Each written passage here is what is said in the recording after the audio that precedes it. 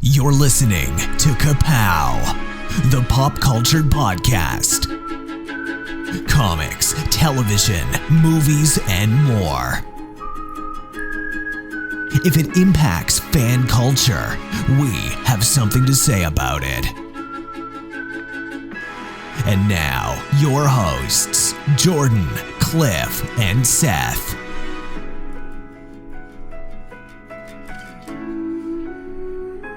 Hey everybody, welcome back. My name is Jordan Lowe. I'm Cliff Barnes. I'm Seth. Brand new episode of Ka-Pow, the pop culture podcast, coming at you. You down with KPP? Yeah, you know me. What the hell is wrong with you people? You know me. What's wrong with you? What is wrong with you? You know me. I hate so much about the things that you choose to be. You know me. You don't know how it feels to be me. If you don't know me by now. Why are you the way that you are? Why are we the way that we are?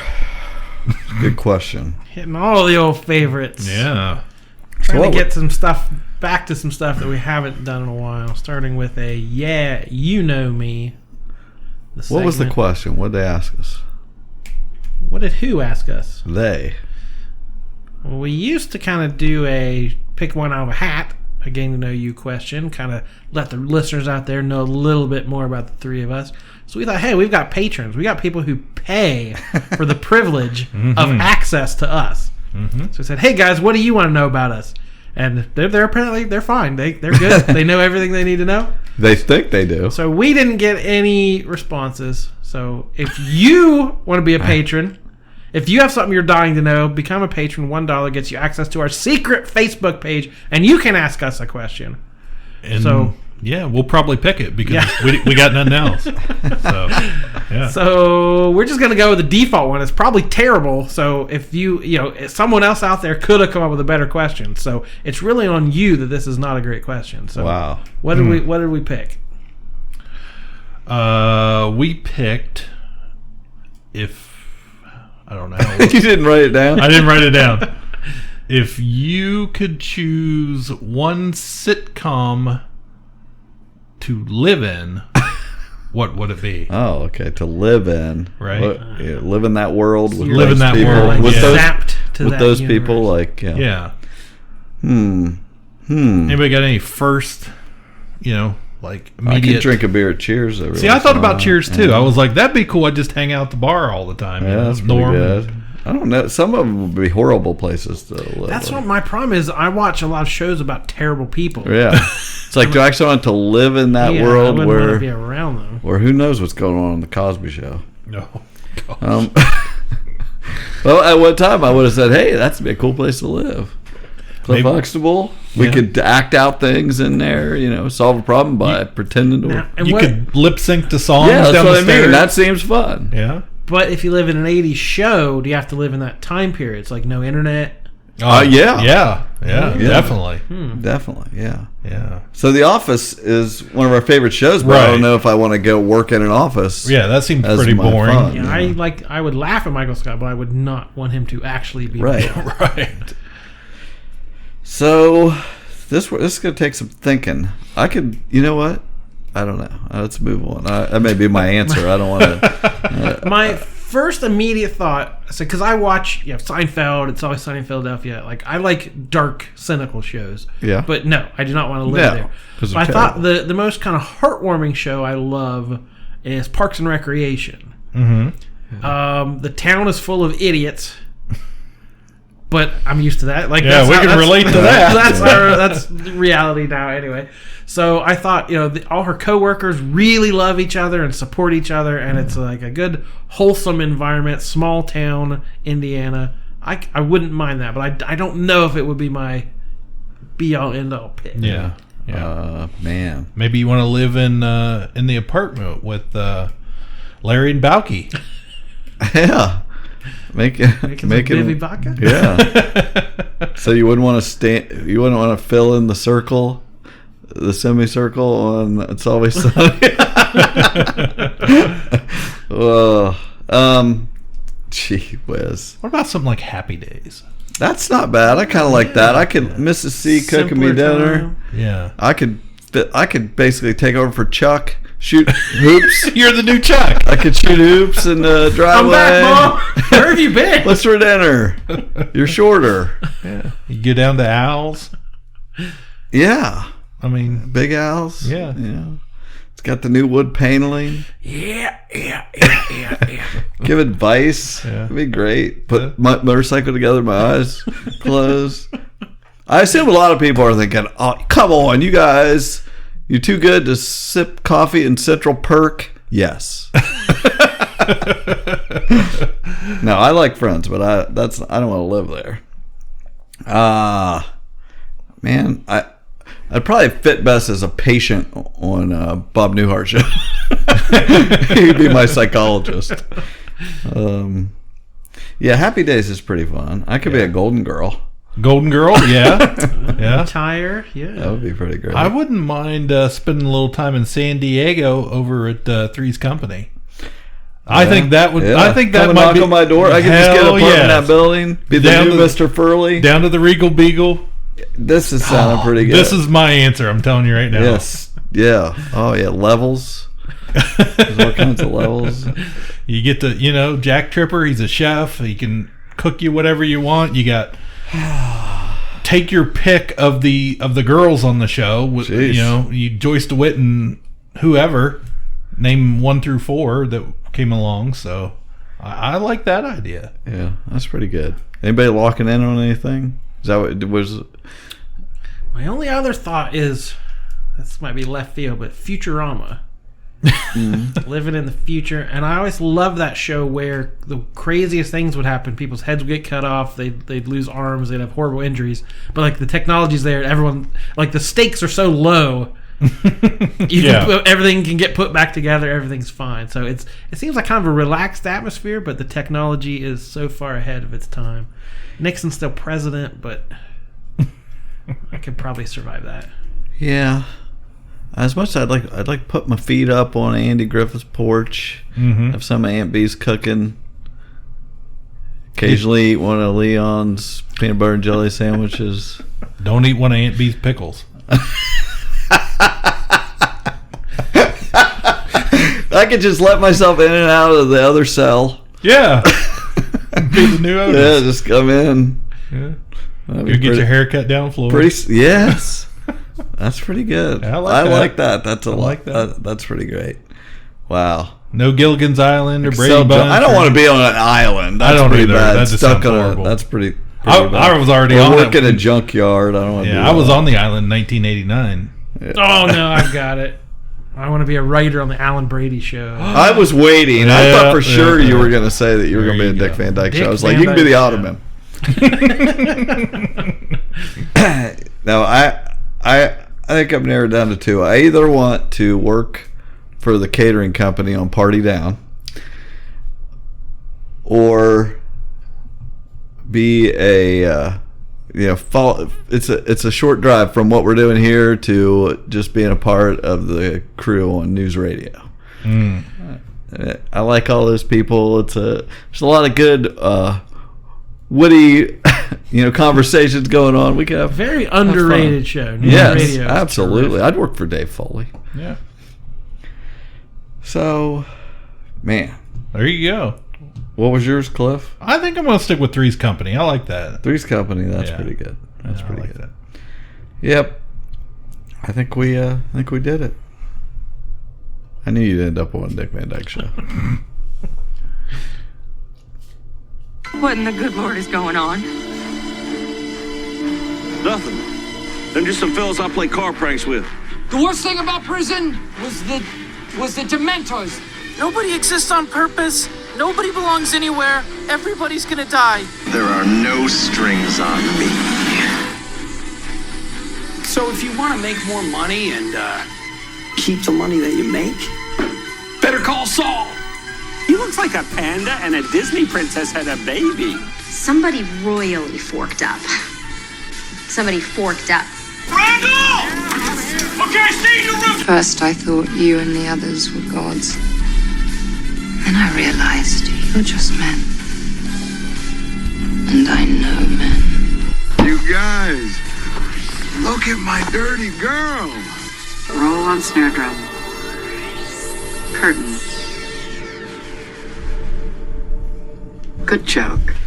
Yeah, I could see you and Sally Rogers getting down in there, flirting with each other. She's a good woman. Wow. What have you been watching, Cliff? I watched a lot of This Is Us. I was behind. I got behind. Oh my gosh! If I get behind on something like that, I'll never go back. You know, well, it's too much. Yeah, I ended up watching 1, 2, 3, 4. I think 5 episodes in the last week. Yeah. I wondered why you haven't been commenting. So what have you been watching, Seth? Yeah, I've been watching This Is Us. Now, I'm sure we have listeners who tune in just to hear what's happening on this. It's so. I'm sure they do. I didn't mean that to sound sarcastic. Really? Are you sure? No, I really. But that's another thing. I keep waiting for the show to get bad. And it hasn't for me. Like I keep thinking they know the recipe. They to do tug at your heartstrings. Oh my god! I at the end of the last episode this week, I was like, "Are you kidding me? Am I crying again?" Oh, I know. It's like ridiculous. I have to take breaks in between episodes.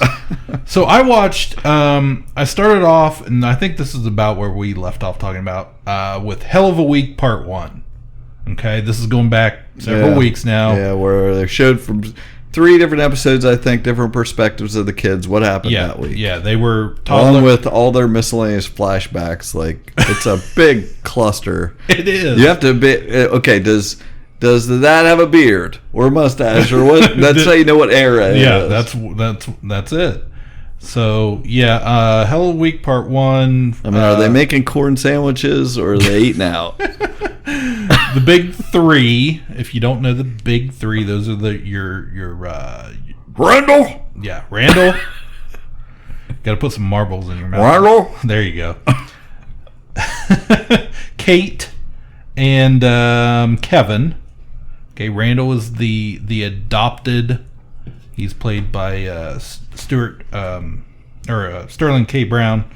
I don't know where I got Stewart from, but he's the adopted black child, and Kevin and Kate are twins. They're all born the same day. It's a whole back history thing, but we see them grow up, and we see them a lot more as adults. So this one starts out with they're like toddler age and sleeping in their bed for the first time. Rebecca's sick, their mom. Jack says he'll take care of them and get them to bed. Okay. Then little Randall gets up, and Jack puts him back to bed, tells Randall he has to pay more attention to Kate and Kevin because they're quote unquote dink dink high maintenance.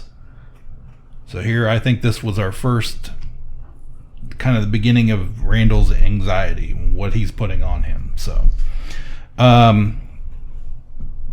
so then we have Hell of a Week Part 2. Kevin's in Pittsburgh because his ex-wife Sophie's mom died. He goes for the following that, Jordan. His ex-wife Sophie's mom. Yeah. If you don't know, now you know. So she dies. He goes back to the Pittsburgh for the funeral, and we find out this is the Good Will Hunting, where when they were teenagers, they went to go watch Good Will Hunting. The electricity went out in the theater, and so they left and never watched the end of Good Will Hunting. Okay, all these years. They were better for it. Yeah, and it was a thing between them where they would make up an ending and then tell it to each other for years. So, that was also the episode that had M. Night Shyamalan. So he guest stars as a director. Well, yeah, Kevin's an actor. it's been going on for a year or so that he's supposedly in an M. Night Shyamalan movie. Yeah. But he was, I kept waiting for a big twist on this ending on this episode. It never really happened. Well, this whole show has twists constantly. Well, They'll be like, all of a sudden, it's not when you think it is. Yeah. So, we kind of get a glimpse of Kevin being like an actual adult and being, unselfish during this whole funeral process and his relationship that he has screwed up multiple times with Sophie. And it's got a sweet moment, with her. We see when they actually get to the funeral, her seeing him sitting there in the crowd, not knowing he's there because she's about to fall apart, and recognizes him and kind of she pulls herself together type thing. It was a sweet little thing for a funeral scene. And we get Hell Week Part 3. The whole thing we get to see a glimpse of Kevin's relationship with Sophie's mother, who was very supportive of him when he was trying to become an actor, and in place of what he wasn't getting from Rebecca, his own actual mother. So we kind of get a little idea of their relationship a little bit more. And, Kevin's always seen as irresponsible and just the big fun uncle type of character. So, Hell of a Week Part 3, we're into that. This is a good Mandy Moore episode because we see Rebecca is the one holding the Pearson family together all these years. It's not really Jack, it's Rebecca, the mother. And then and that led us into why it's such a big deal for her to being diagnosed with dementia or whatever at this point. She's the one that's held them together, and now she's starting to fall apart. And we see as the family starts to fall apart and the relationships there. So, Kate and Toby are fighting. He pouts about missing work. Doesn't want to go to the retreat for the blind children. I hope you're getting to the real important part. I'm getting there. What the main thing that pertains to our interests. Okay. Now you know what I'm talking about, right? When he's playing with the kid. Yeah, I know. So Kate and Toby are fighting, and he doesn't want to go on the retreat for the blind children, and Toby's having issues just with being a dad in general, and he says every time he looks at his son, he makes him sad. So Rebecca swoops in, volunteers to go with Kate to the retreat, and Kate tells Toby he doesn't have to go, and he needs to man up with it. So, there's a thing in the swimming pool at the retreat where Rebecca makes Kate go night swimming, and Rebecca, at the end, she said, to get her to go in, Rebecca says to her daughter, "You're fat, I'm ancient, we're gorgeous." Out at the pool, Rebecca tells Kate about her diagnosis of memory loss problems that she's been going through. And then before Kate can get all cryy about it, she tells her daughter that the knowledge that everything could drastically change has become a source of, it's made her more powerful. She feels free. And not to pity her, because she's going to seize the day and live life as full as she can right here. I wrote down, I just love that they realize they're the sad three.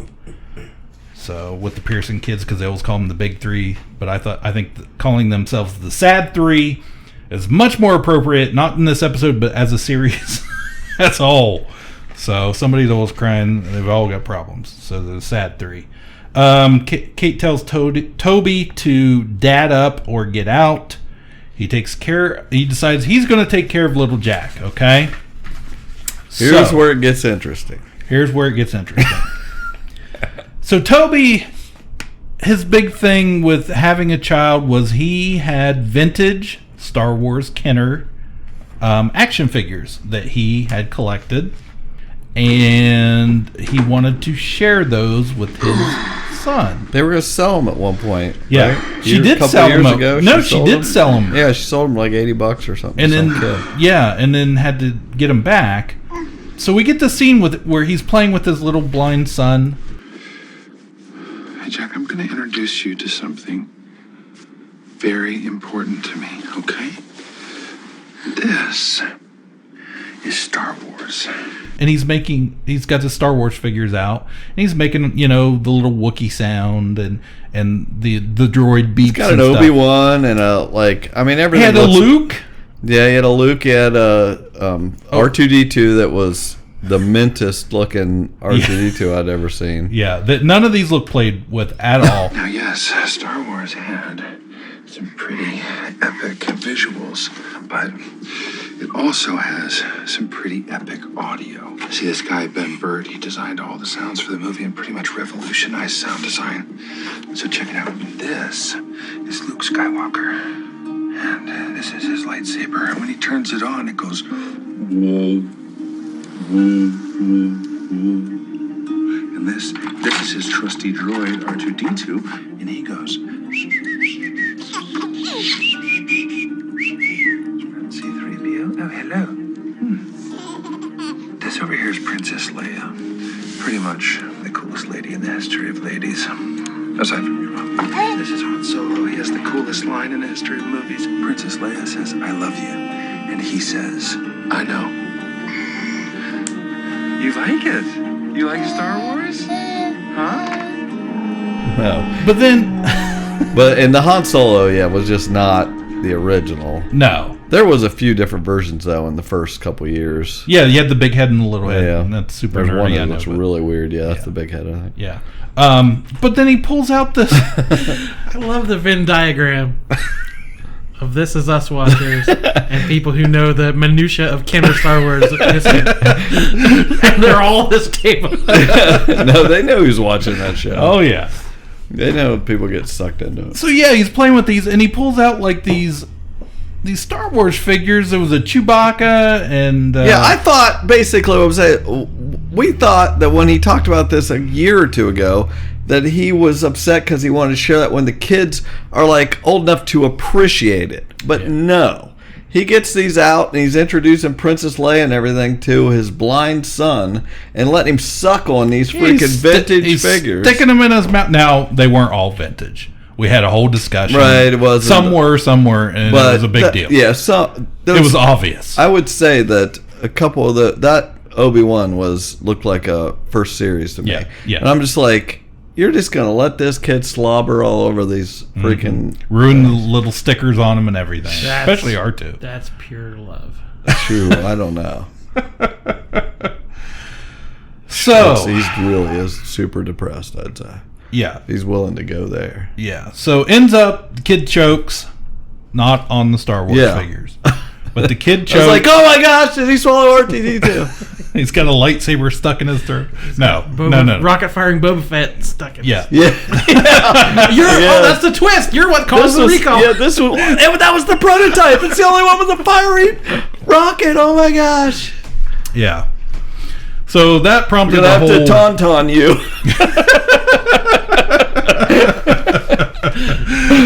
Oh, wow. I thought the discussion we had in the messenger was good. So the whole thing, kid chokes, Toby, pats him hard enough on the back, gets it up, takes him to the doctor, but he's, still freaking out. Then we see Kate's, as a teenager, her teen boyfriend, Mark, he sucks, whatever. He's mean. And then, obviously has mental problems. Also, hey, what's up with Kate and neighbor Gregory? Because, on the retreat... Oh, they're going to end up together. Yeah. On the retreat, you think she's talking to her husband about, all the blind kid stuff, and she's calling freaking Gregory down the street. So, that was a whole thing. Then we get, next episode is The Cabin. So, what happens is, after all this crap, they find out about their mom and her upcoming appointment to figure out if she has Alzheimer's or whatever her diagnosis is. They're all sad. We have anxiety problems, kid problems, husband problems, girlfriend, ex-wife problems, all that's going on, so they decide they're going to go to the cabin. Okay, that's what they're going to do. We get a flashback back to the fall of 93 at the cabin. So it's 1993. Jack, their dad, is doing a very Jack thing, and he makes his family... He gets this idea they're going to do a time capsule at the cabin and bury something, each person, and then they're going to dig it up when the kids are 18 in 5 years, okay? So, it pretty much works out like you would expect. Kate is all excited about it, teenagers, and gets into it. Randall he's all upset and he's too anxious to decide what he's going to put in the time capsule. And Kevin doesn't give two craps because he just doesn't care about anything but Sophie, so he takes a picture of Sophie and puts it in there, I think. Jack's sitting That's going to pay off. Yeah, exactly. Jack is sketching the dream home he wants to build out next to the cabin for him and Rebecca to grow old in, that would up on the hill overlook the cabin with the big glass doors. Okay, we've seen this house. No, I feel like I should have buried pictures of a bunch of hot girls in a time capsule years ago. And then you take them, you get a much better chance. You're like, look at this picture of us I put in there. That's right. This is us. So now I get it. So this is a full recap of the series. Yeah, I got it written down. I'm going through it. We get Chekhov's time capsule. Okay, we buried it. Whatever. We're back adults at the cabin. Kevin's all upset about his mom. Whatever. So they decide they're working on the Kate and Randall are working on the Pearson family photo puzzle from back in the day. They're talking about Rebecca and Kate's scared she's going to lose her, that type of thing, just when they finally have repaired their relationship and have kind of worked it out. And then the puzzle is done. They discovered there's one puzzle piece missing, and Randall smiles because he knows exactly where it is. So they have to go dig up the time capsule. Kevin finds his picture with Sophie. Of course, he still loves her and all that stuff. Kate pulls out an old game of MASH. Did you understand that? MASH? It said she ended up with a mansion, married to Joey Lawrence. That wasn't MASH. That I don't know. Let me look it up. Okay. That sounds familiar. Randall said... that's the paper thing that you did the... Is that what that was? That sounds... That's what first thing I thought of, too, but I don't remember. Maybe that's what it was. I didn't get that. Fold it back and forth. Yeah. Pick a color. 1, 2, 3, 4. Yeah, I didn't get that. Randall says Joey Lawrence ain't got nothing on Tobias. So, I wrote that down. I wrote that. Yeah. I thought that was important, apparently. There's 2 more bags in the capsule. They pull out, it's the sketch that Jack made that day of his house he wanted to build. So they assume that their dad put that in there. Then they open Rebecca's and they find a mixtape cassette. So they have to play it. They go in, magically have a tape recorder there of some sort that they can play it in. But they then realize it's not Rebecca's item. It's Jack's. And he's made a recording that day. So they get to hear his voice again. So that was a special thing. Kids, he's been gone for years and years, since they were 17. Now they're like 40 years old. So they get to hear their dad's voice again. He's talking. And then after that, the adult big 3 are crying, no doubt, thinking about all they're going to lose when they lose Rebecca. Okay. So now the sad 3 don't seem as sad anymore. Randall has decided, he says he thinks he needs therapy, and then they're all like, yep, and we're like, yep. Could have told you that in season 1. So Kevin takes the sketch, decide he's going to build that house. That's that episode. Cloud. They flash forward to he did. Yeah, he did. Yeah. So you see the house. Yeah. Clouds is the last episode I watched. Randall's trying out therapy, which was interesting. This is the most recent episode. Yeah, this is the recent one. Randall blurts out, if it wasn't for him, his whole family would have fallen apart. And then, so calmly to suggest it's no revelation because he believes that to be true. So this is not I'm in therapy and I'm realizing it. It's just, I already know this. I'm holding it all together in his view. He's too smart for therapy, basically. He thinks he's too smart for therapy. Right. He's obviously a ridiculous mess. Yeah. The thing I liked about this episode, though, was when Kevin, who says he's going to take Rebecca to her appointment, they end up going to the record store because she says she always wanted to go to this record store and they never got around to it. So he tells her he's going to take her to the record store, and we get this whole flashback thing about baseball cards and Kevin collecting baseball cards as a child, which I totally could relate to. And it's this whole thing where... That's not a vintage 1987, Don Russ. Come on. Right. So we get this whole thing where he kind of cons his mom into taking him to the baseball card shop while they're out getting groceries and doing errands and that type of stuff. She doesn't want to take him, but we get this really nice moment of, we see how fun Rebecca can be. So she decides, and she makes a whole game of it because he's looking for this certain one card to complete his... Who was that guy? Because I don't even remember ever hearing of him before. I didn't either. It was some nobody, but he was the only card he didn't have from that year. Yeah, to complete that set, which I can totally relate to. So they go that, and then he takes her to the record store. While they're there, she's listening to this Joni Mitchell Clouds album, and she tells him the story about when Rebecca and Jack, first time road trip they took to Los Angeles, they tried to find Joni Mitchell's house, but they couldn't find it in Laurel Canyon. So Kevin says, well, let's go find it.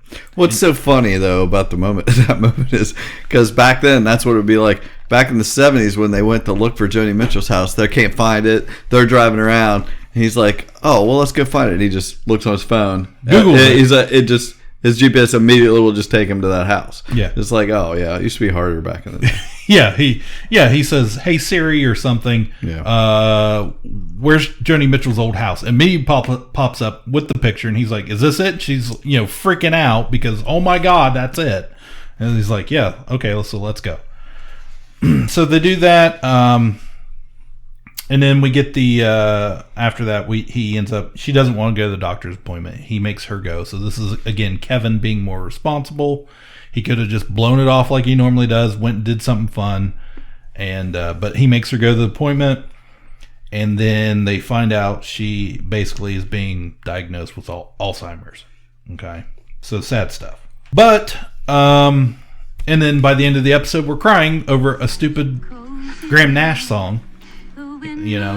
Mandy Moore is singing Our House and telling the story about when he wrote, he lived there with Joni Mitchell and wrote the song, and it's very, very sad, and good luck getting through that. Only for you. Come on, sing it. Our house is a very, very, very fun house. Very fine house. Two cats in the yard. Life used to be so hard. Now everything is easy 'cause of you. I'll light the fire. You place the flowers in the vase that you bought today. Staring at the fire for hours. Other than that, I just wrote down. The thing I liked about that episode, I remember, was Sterling K. Brown seeing the psychologist or whatever. And you don't see her face the whole time. Mm-hmm. But I was like, I recognize the voice, and it was Pamela Adlon at the end of the episode. I don't know why they were hiding who it was the whole episode, but they waited the whole episode to show who it was at the end. I was like, it's like cool, but I don't know why it was a big thing, or whether she's going to be like a bigger character now or something. Yeah. Which I really enjoyed the therapy, because he's so controlling. He's amazing. He is. He's a really good actor. That just acting like a maniac. Yeah. He's good at it. The last thing I wrote down was Sterling K. Brown, Mandy Moore have absolutely owned this season. They are great. The whole cast is good, but I just wait for their scenes. I love Mandy Moore in this show. So This Is Us. Wow. That was a thing. Thanks for tuning in to our regular This Is Us recaps. We'll see you next time. My name is Jordan Lowe. Put this one in the vault. Hey, you know what other show we haven't talked about in a long time? What's that? This Is Zombies. I was have that in my notes to talk about Walking Dead, even though I don't watch it anymore, because I just want to have you tell me story time. We need the recap. Story time. We just had the second half season just premiered. Did you tell us about the first half of the season? No, not at all. Because I don't know anything that's going on. This is season... Some woman come up to me at work and say, "Do you still watch Walking Dead?" I'm like, "Nope," and I haven't heard my story yet. So this is season 10, and I talked about the first episode of season 10. Okay. I've not talked about anything since. Episode 9 just came out. So give us the This Is Us. Yeah. Episode by episode. So Cliff has a paragraph for everyone. I have a sentence. That's better, God. A sentence fragment. Yeah. So we're still dealing with the Whisperers, the people who wear the skin suits to blend in. Yeah. So this is all comic stuff. I know what you're talking about. That's why this works. So episode 2 of season 10, we got Alpha and Beta's origin. That is the female who is in charge of things, and her second in command, the huge tall guy. Is he a basketball player? He hasn't taken his mask off yet. Oh. Introduced Thora Birch as Gamma. Ghost World. Yes, Ghost World, American Beauty.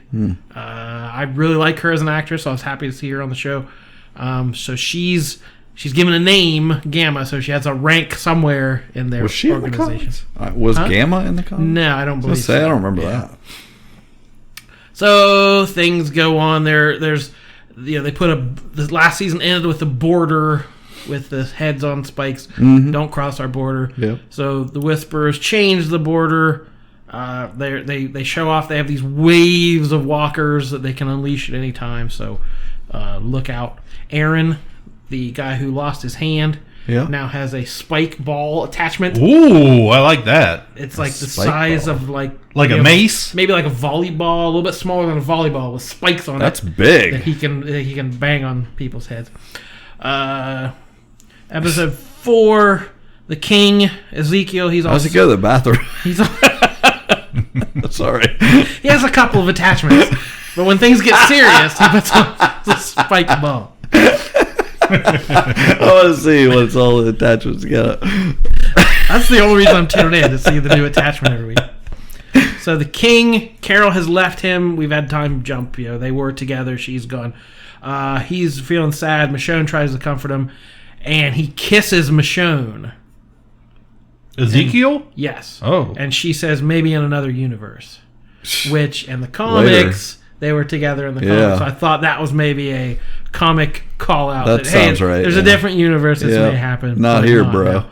So a tree falls down on the wall, which is a bad day. Yeah. The zombies can then get in. Yeah. And people are freaking out. And they fixed it somehow. The kids an episode. They were bullying Lydia. Right. It was Alpha's daughter. Lydia. Alpha's daughter, Lydia, has been living with them, and they know you're one of them, so they've been bullying her, and they were going to attack her. Out steps Negan, Mr. Miyagi style, and saves her, and beats up all these teenagers. Jumps off the fence. He beats up teenagers. And with a bat? No, just straight hand to hand. He accidentally killed one. Oh, whoops. So sorry about a spike ball in my hand. But he's been trying to redeem himself. He's like, I'm not a bad guy like you thought I am. He killed a teenager. So he bolts. He takes off. He goes off on his own. He's going to go back to where the saviors were. He finds it and it's just dilapidated and everything he built is destroyed. He's sad, like we all would be. He meets a fanboy who's like, "You're Negan? I've heard of Negan. Negan's awesome." And he starts following him around, and he gives him his jacket and his bat back. So this kid had found Negan. He's a fan of Negan and thinks Negan's cool, but Negan doesn't agree. We learned Ezekiel has thyroid cancer, so they must be going to be writing him off the show apparently. Yeah. But what do you do in this world? There's no treatment. There's no, you just gotta live with it. So Carol has gone insane. In the beginning of the season, she was popping pills. Now she's acting all kind of suicidal. If you remember her. Does anybody even like Carol? She used to be the best, and now she's kind of gone off the rails. Her. So living in the kingdom, she had this adopted son, whose name escapes me, and he was killed at the end of last season. So that's kind of her motivation. Like she's had real kids die. She's killed kids, but somehow this annoying adopted kid of hers has made her go crazy. So her and Daryl are out looking for this horde because they think, well, if we can distract or divert or destroy the Whisperer's big weapon, all these zombies, we can take care of things. So she's kind of cavalier and crossing this border, and she's like, nobody's watching, we'll be all right. Negan tries to join the Whisperers because he realizes there's nothing out there for him. He doesn't want to go back. So he's like, hey, I can be a Whisperer. And of course, he can never shut his mouth. So there's interesting scenes of hey, guys! of them sitting around, and he's just cracking wise, and everyone's just glaring. Does he have a skin mask on? Not yet. That'd be hilarious. You got to earn that. That'd be hilarious if he's like cracking jokes under a skin mask. Eugene's been messing with ham radio. He made contact with somebody. Whoa, that's never happened. Might be important later. God, Eugene's still around? Yep. Yep. We dealt with Sadiq for a lot, the doctor, and he was dealing with PTSD from some of the stuff that went down, so he's having problems. And there's this weird, fast-spreading illness going around the within the walls, and we learned the water has been tainted, and it looks like it was done on purpose. What? So we learn that the guy who came in at the beginning of the season, Dante, who was like annoying and no one liked, well, he was a spy for the Whisperers. What? And he killed Sadiq.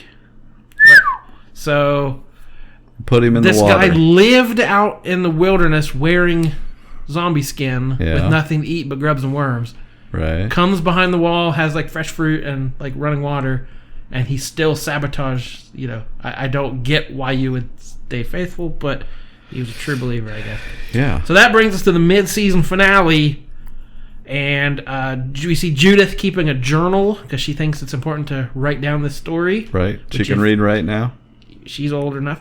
If you've read the comics, that has some play in the final stretch of the comics, so I think they're already planting those seeds. We meet a stranger named Virgil, who's from a naval base. Okay. Somewhere we haven't seen before. And so Dante, they've got him in prison in the one prison cell they have. Worst thing about prison. There's all the Dantes. They have all this debate. What do we do about Dante? Well, Father Gabriel decides to just prison shank him. So Gabriel kills Dante, and at the very end, Carol and Daryl and a whole bunch of other people. Carol and Daryl and their other brother, Meryl.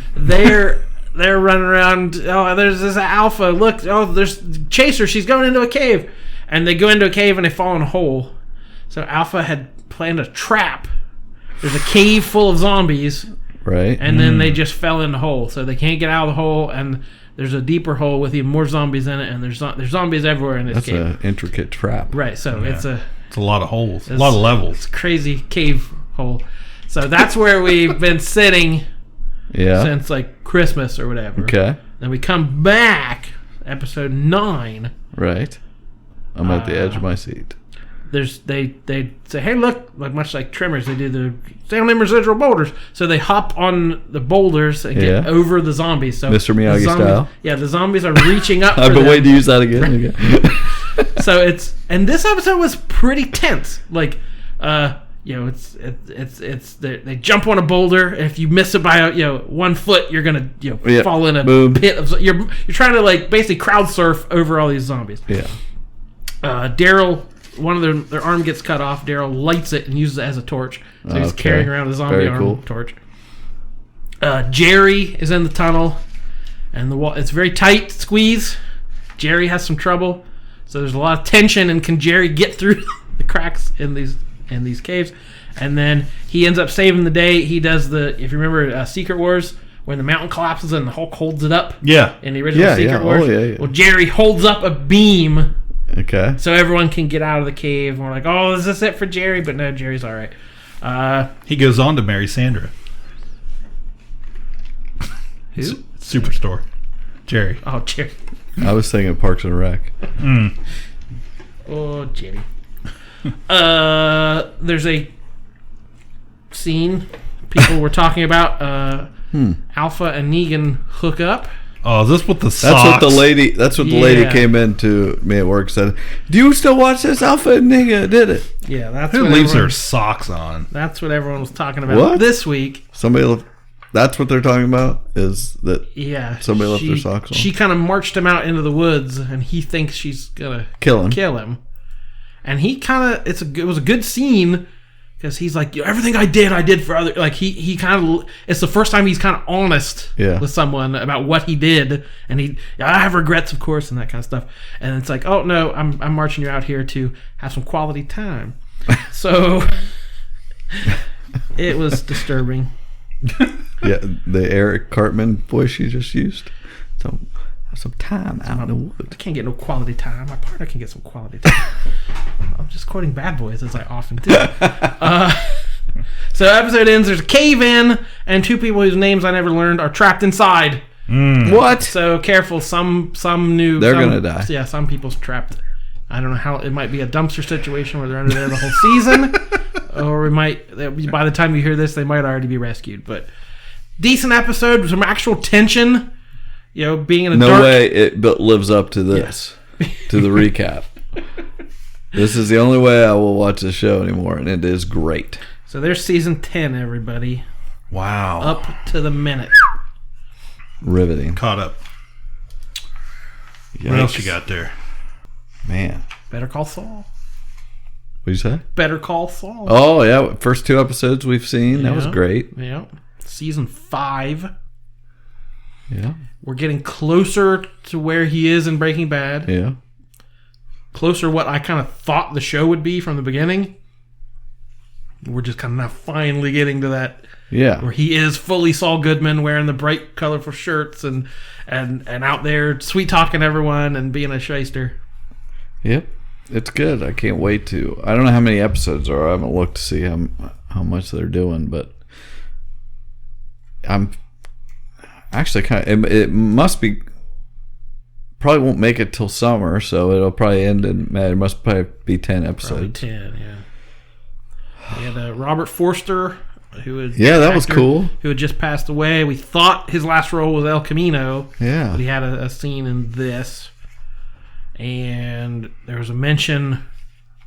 Probably, I mean, there's still a lot of things we don't know about Breaking Bad, but there's a reference asking about Gus Fring and what happened in Santiago. Because we never got Gus's origin. You know, we know something happened in Chile, that, you know, something with his origin story, but we never learned it. So I'm thinking maybe they're planting some seeds. Oh, okay. I didn't get that. I thought they were just talking about what happened to him and his boyfriend and stuff. Like, yeah, because we don't really know how he got in with the cartel. Yeah. And it's been hinted he's from like a powerful family, but we've never quite learned that. But something happened in Chile. All I know is I love Kim. And Kim, this is where the whole show rotates for me. Yeah, whole relationship is because you want them so bad to work out, and you know it doesn't happen. And you're seeing it happen. Yeah. You're seeing him lose her. Yeah. With all the bad choices he's making, and we all know it. And she's even like sympathetic to him, like even so much as like almost taking some of his traits and things to, you know, mirror him, and then it's not working out for her. It doesn't fit, and you can just read it all over her face. Yeah, it's almost over, and it's like, oh, Saul's not seeing it. It's like so tragic. Yeah, like, do something different. Don't be an idiot. Good stuff. Excellent. It's awesome show. Like I can't believe that it is as good as it is. I thought it was just going to be a shadow of Breaking Bad, and it's just right there with it. And I'm really invested in Nacho. Oh man, all those mixed guys in with the Crazy 8 is back, and like, yeah. Man, if he only knew what was coming. Well, I had forgotten some. This might be a spoiler for the rest of this season, so maybe I shouldn't say anything. But there's a fact about Crazy 8 early in Breaking Bad that I'd forgotten. Well, I mean, if it's in Breaking Bad, it's fine. That he was an informant Oh yeah. That I had completely forgotten. I was like, oh, so at some point we're probably he's gonna turn against the family and all. So there's more drama to come. Yeah, it's gonna be good. We had a lot of Mike, and like we saw a different side of him there with his granddaughter that I wasn't expecting. But good stuff. There was an announcement today. Oh, what? America Ferrera. Oh yeah. Is leaving Superstore. Yeah. Before the end of this season. Getting out while she can, I'd say. Yeah. There's a big cast, but if you ask me what one character the show couldn't do without, I would think her. I totally agree. She's the star of the show, or it all revolves around her. She's the lead character. Yeah. And but it seems like there's different creators on the show now, and you see a difference. The show was better before, as far as I'm concerned. I feel like it's went down just a tad the last couple years. Yeah. Well, like a lot of shows that becomes broader, they become more stereotypical. Yeah. Their character traits become more exaggerated. To make right. And there are still good episodes, but a lot of times they're not always on the same level of. It's the whole deal. Once the people get like you wanted her and him to get together, well, they are. So that tension's over. Right. I'm hoping Glenn comes back as the manager. I liked it better when Glenn was the manager. Maybe Jerry will become the manager. Jerry. Yeah, he's a real. Put Sandra in charge of something. Are you caught up with it? I don't think I watched this week's. Yeah, I haven't seen this week's. I think there's a very good Jerry moment. He tells off Jonah. Jerry, you didn't have to come. I told you to forget about it. I did, but then I remembered again. Hey, Jerry. Sandra told me you tried to make her do stuff with men for money. What? Oh, earlier today? No, that was just talking. Let me make myself perfectly clear. I don't like that. Jerry, please calm down.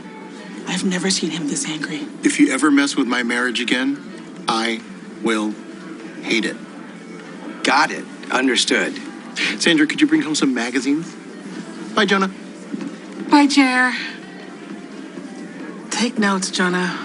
That's marriage material. And yes, he reads magazines. Oh, what? Listen, man. No, I really liked Sandra's wedding when her and Jerry get married. I thought that was a high point. That was a great episode. So, yeah, and they finally, I don't know if we ever talked about it, but they finally acknowledged that Myrtle, the actress that played Myrtle, had passed away in the show, and they finally dealt with that. But yeah, I mean, it's been some good stuff though. But again, like you say, America Ferrera, like, I get she's the main character, but she's not. I don't feel she's like vital to the storyline. So, but anyway, but she was like this. She played the straight person, right? She played the person that around all the goofy people. Everyone else looked crazy compared to her. So they need somebody to be normal. Jonah's barely normal. Yeah, I got a feeling it's going to be him.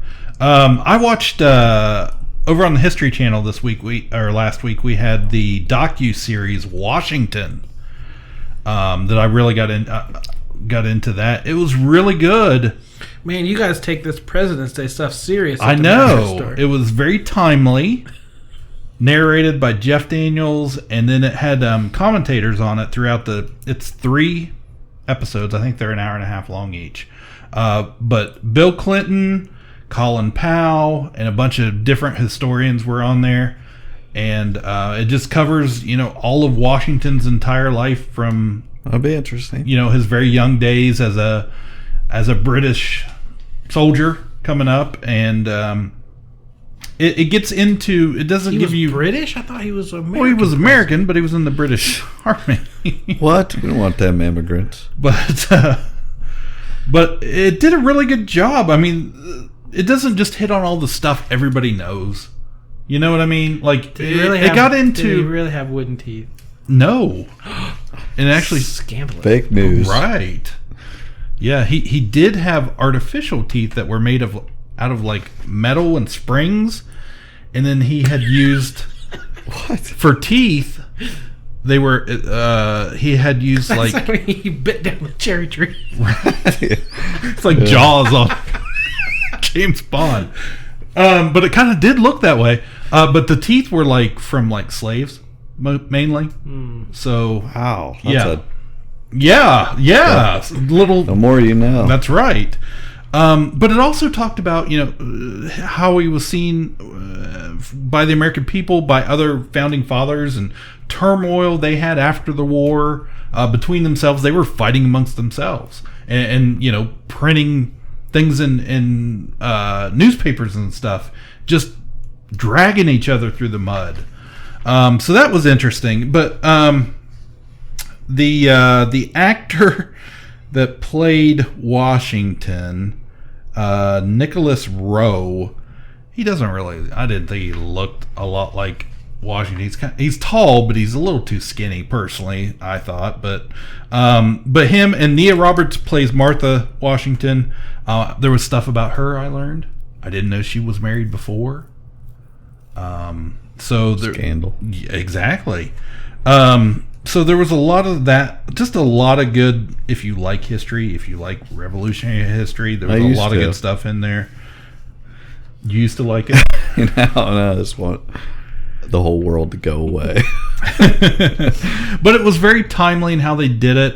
There's a whole thing about Washington's farewell address, talking about partisan politics and avoiding them, and don't do that, and a little warning when he stepped down, and all the precedents he set. But good stuff all around. But the thing that really surprised me was Bill Clinton. I didn't know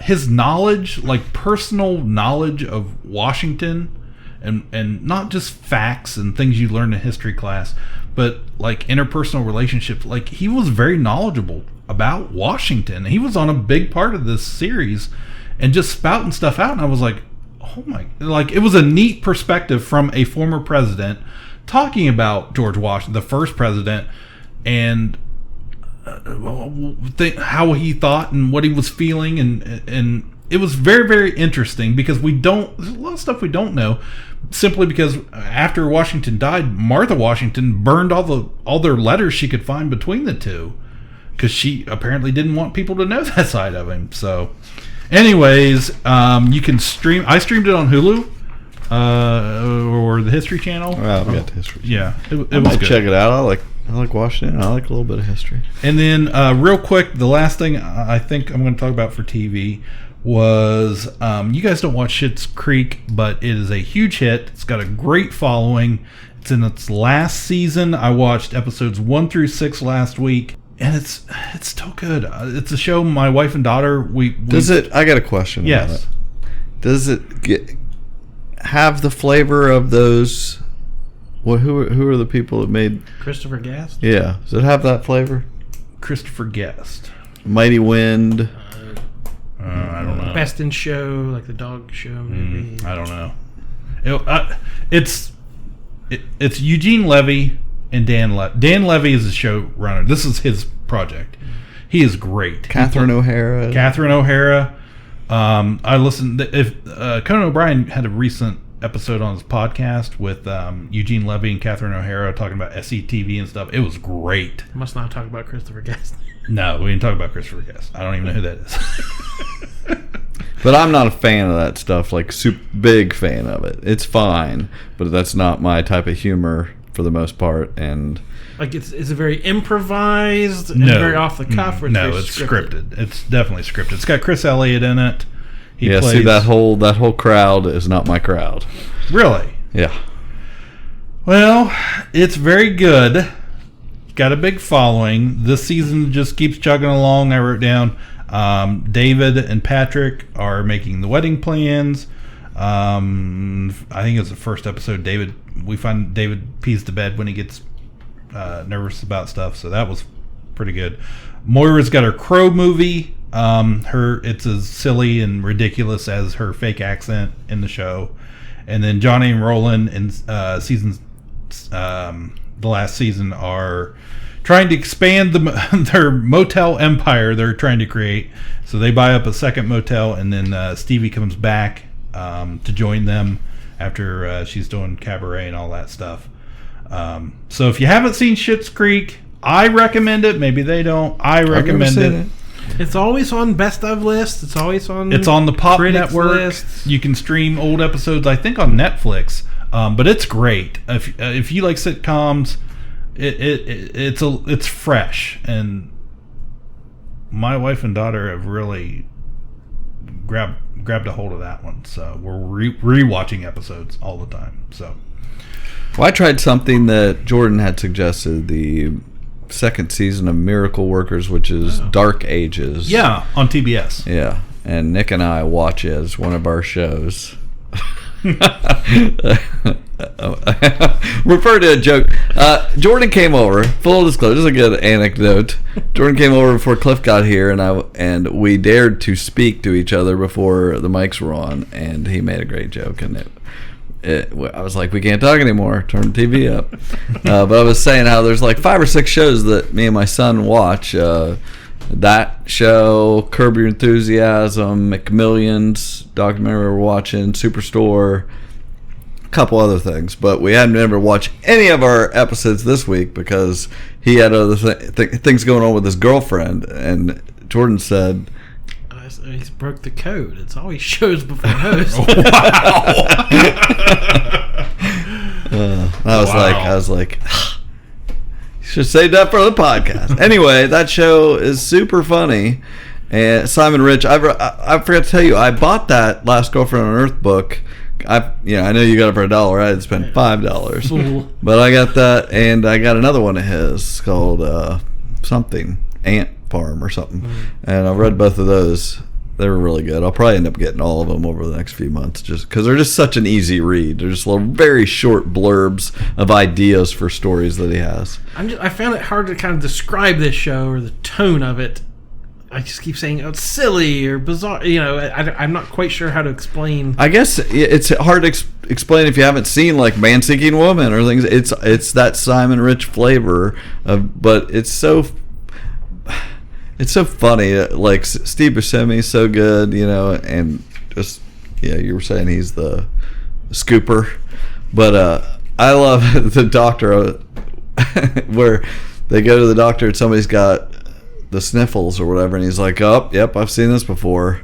And he's just doctoring with no knowledge, you know. He's making it up as he goes along. It is the Middle Ages. Yeah, right. Yeah, it's all set in the Middle Ages. They don't have any idea what's going on. They're figuring things out. And he's like, well, what you're going to have to do, we're going to have to cover your and balls, and then you're going to have to drink your own urine forever.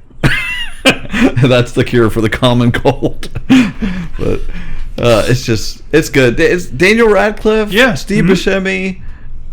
I don't know. The other talks kind of modern. They make references that are kind of current, but then they act like they don't know anything. You know, it's a strange balancing act, but for whatever reason, they're able to. Yeah, it works really well. We're enjoying it.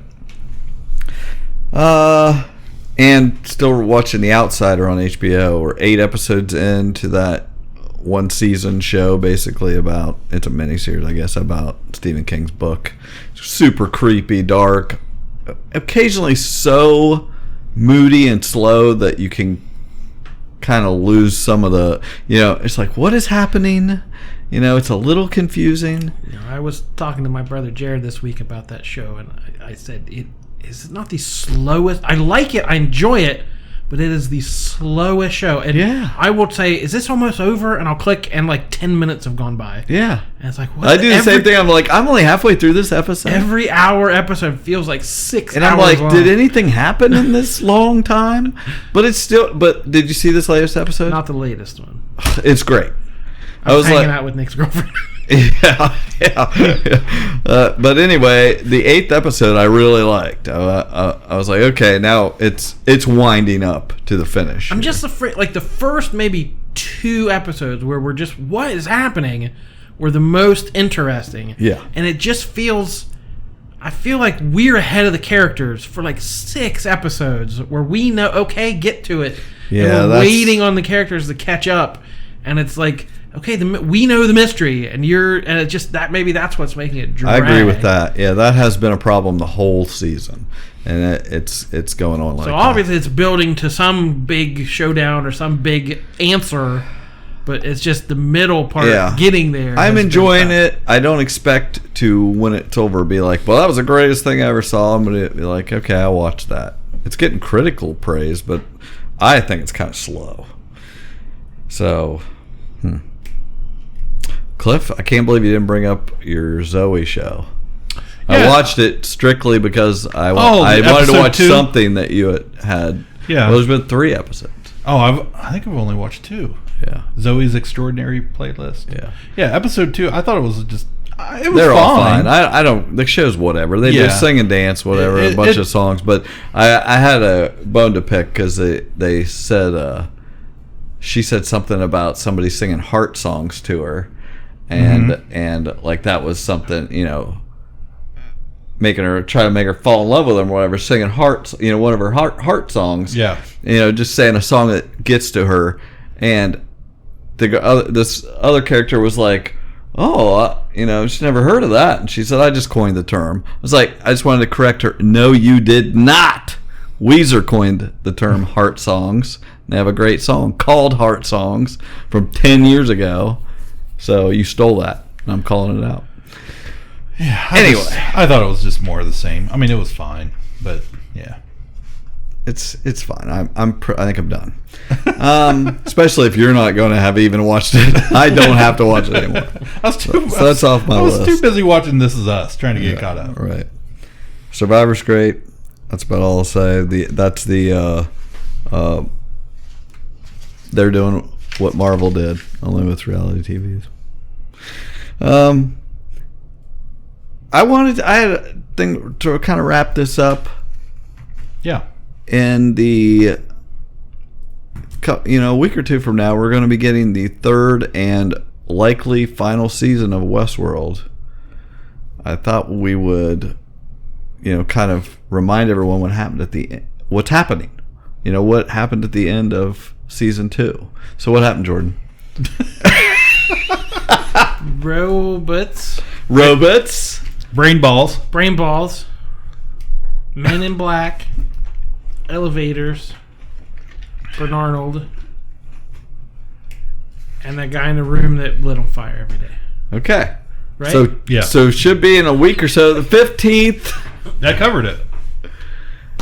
Yeah, I mean, that pretty much does cover it. But that... Basically, we had... They're out into the real world. Yeah, you need to... Well, I guess I was thinking of things that you need to be reminded of. The show's a cluster. They're going to probably simplify things, it looks like, compared to what they did in season 2, because people kind of said, hey, this is great, but we can't follow everything. So a whole bunch of the characters kind of stayed and uploaded their consciousness and are still in the fictional world, right? And then only a few of them left and went out into the real world. And a lot of them went to the valley beyond, so these people are gone. Like Teddy's gone. So they are... Yeah, they have moved on. Yeah. Now, so at the end, Dolores was uploaded into Charlotte Hale's body, the Tessa Thompson character. Tessa Thompson. So Dolores was leaving in Tessa Thompson's body, and we found out that the third Hemsworth brother was also a robot. Anyway, so because he kind of let her go, and she was in that body because it was one that Bernarnold had built without the explosive thing in her head, so she was able to be scanned and look like a normal person or whatever, and go back to the Because that's the idea. You would, if any of them ever got out, they would immediately be discovered and. Right, and she left with 5 of those brain balls. Right. Okay, so we were. And those are like the core memories and personalities of somebody. Yeah, so when she gets back, and they have a printer on the mainland, where they're able to print like anybody, basically. So Dolores printed a new one of herself, so her brain ball's back in her. Now there is a different brain ball in Tessa Thompson. We don't know who she is now, and there's a Bernarnold. Yeah. But it's no longer the Bernard, the docile one that Ford made version of Arnold. This is a free will Arnold remade by Dolores, because she's not out to... I think I'm curious. They're trying to making it look. If you see the previews, like, okay, it looks like that Vincent Cassell character you see in the previews is the bad guy. He's a slick looking guy. Looks like the bad guy, and he's going to get Maeve somehow. Who she kind of died at the end of the second season, and Felix and Sylvester came and collected her. See, I couldn't remember what happened. Well, they kind of got her, like they fix her, they're gonna fix her or whatever, and it looks like it's a face off between her and Dolores. Right? Yeah, that's what I got. But I get the vibe that that's not how it's going to go down, because Dolores seems to be not about. She's not for they want to make it look like she's for all the robots. Yeah, it's about this robot uprising. But I think she proves by what she did with Arnold that it's more about free will, anybody, and she thinks the humans are under this spell also out in the real world. So I think she's going to want to just be against Delos, the company. Oh, they're going which is that guy, which is that Vincent Cassell. They're going to be best friends. Yeah, I think that they're going to have to face off, but they'll work together, and that'll be cool. That's just I can see that. But as far as who the brain balls are, I was trying to think of what our options are. We don't know who's in Tessa Thompson. Where did the Man in Black end up? The Man in Black, okay. He was killed in the basement. He went down the elevator. Yeah. His whole deal he was doing last season was running a loop to try to find a way to not kill his daughter. Because he killed her because he thought she was a bot, and she wasn't. And now she shows up, I think, at the end of the second season as a bot, But he was trying. It's so complicated. I don't even remember everything, so I don't know necessarily. But he was trying to figure out how to not kill her, and we don't know when this is going to be. Also, like there's probably a time jump of some sort, so it's possible that the original Man in Black, isn't alive anymore, in the real world, and who knows what's going on. We'll see. I'm sure there'll be flashbacks here and there to things, but the brain balls could be Clementine. It could be Abernathy, Dolores's dad. Whatever, and wasn't he the one that had like everybody's information in their head, his head or something? That one guy, that Delos guy, Strand, that was like bossing everybody around in the second season, because she I think when she's in that book place with all the books, she sees his book and stuff, so she could have got his brain ball or book, or I don't even know. Anyway, the main point is there's no more Teddy. He went to the Valley Beyond. There's no more of the I can't remember her name, the girl that exploded, blew herself up. I'll never remember her name, but she sacrificed herself. But anyway, I'm excited to find out who she took with her off the island or whatever, or whatever. Who could be useful? Yeah, and Aaron Paul is some sort. He's a human, and Dolores is hooking up with him, it looks like, in the previews. And I assume she's probably like, hey, you guys are being controlled by this company too. Let's work together type thing. I don't know, but I'm super excited. The previews have looked awesome. They're able to make it a little cheaper by going out into the real world, just using fantastical locations that are in our real world instead of having to create these sets and things. So I'm pretty psyched. Okay. So if you didn't remember how it ended, there you go. You're equally confused. We could have still a little fuzzy. That didn't help. That didn't help. Now my worry is they're gonna say, 6 episodes in, we're gonna learn. I've got the brain ball of, and they're gonna name someone. I was like, I don't know. Yeah, we're gonna have forgotten many of the important elements. The little minute recap. I think it would be smart to go back and watch the second season. Yeah, but who's got the time? Exactly. True. I might do it here in the next couple weeks. Or you could just listen to our podcast That's true. We didn't do much recapping of the second season. The first season was pretty intense. Second season we covered a little bit, so yeah, we'll see. We'll play season 3 by ear here and see what's happening. Anything else, TV? That should do it for at least a little while. Television. That's where it's at. Now I got to go over and go back to work at News Radio. That's right. Where were you going?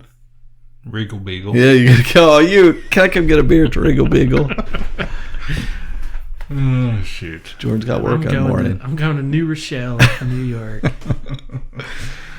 I got to remember to bring Richie something. He always wants a present. Yeah. Alrighty, everybody. Thank you for listening. We'll be back shortly. My name is Jordan Lowe. Cliff Barnes. I'm Seth. Bye forever. Ka-Pow, the pop culture podcast, is intended for entertainment and information purposes only. Sounds, music, and clips played during the podcast are property of copyright holders.